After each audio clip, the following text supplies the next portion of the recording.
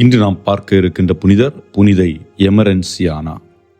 நீரினால் திருமுழுக்கு பெற்று கிறிஸ்தவளாக வேண்டும் என்ற தீராத தாகத்தோடு தன்னையே தயாரித்துக் கொண்டிருந்த வேளையில் இரத்தத்தால் திருமுழுக்கு பெற்று கிறிஸ்துவின் சாட்சியாய் மரித்தவள்தான் எமரன்சியானா.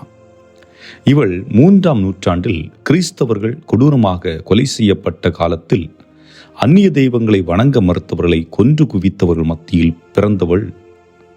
தொடக்க காலத்தில் கிறிஸ்தவர்கள் எந்த அளவு துயரமான ஒரு சூழலில் வாழ்ந்தார்கள் என்பதற்கு இவளின் வாழ்வு மிக சிறந்த உதாரணமாக திகழ்கிறது.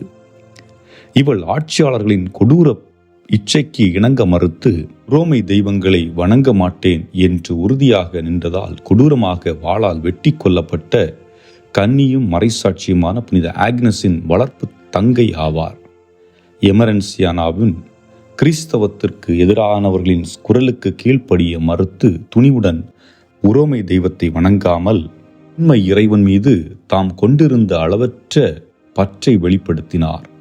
கிறிஸ்தவ மறையை ஏற்றுக்கொண்ட எமரன்சியானா திருமுழுக்கு பெறுவதற்காக தன்னையே தயாரித்துக் கொண்டிருந்தாள். இச்சமயத்தில்தான் புனித ஆக்னஸ் கொலை செய்யப்பட்ட தகவல் அறிந்தார். தன்னை ஆன்மீகத்திலும் நல்வாழ்விலும் பயிற்றுவித்த சகோதரியின் இழப்பை தாங்க முடியாமல் தவித்த எமரன்சியானா மிகுந்த துயரோடு கல்லறைக்கு சென்றார். அங்கு முழங்கால் படியிட்டு உருக்கத்துடன் அழுது புலம்பி மன்றாடி கொண்டிருந்தார். இதனை கண்ட அதிகாரத்தில் உள்ள ஆட்சியாளர்கள் கிறிஸ்தவர்களை கண்டாலே குதறி எடுத்த கயவர்கள் மிகுந்த கோபமுற்றார்கள்.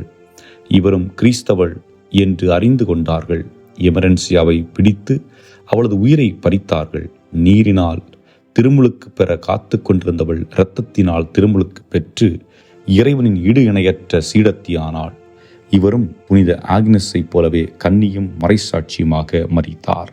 இவரிடம் நாம் கற்றுக்கொள்ள வேண்டியது என்னவென்றால், இறைவன் மீது நாம் கொண்ட விசுவாசத்தில் எந்த சூழலிலும் அவரை விட்டு விலகாமல் நிலைத்து நிற்பதற்கு நாம் முற்படுவோம்.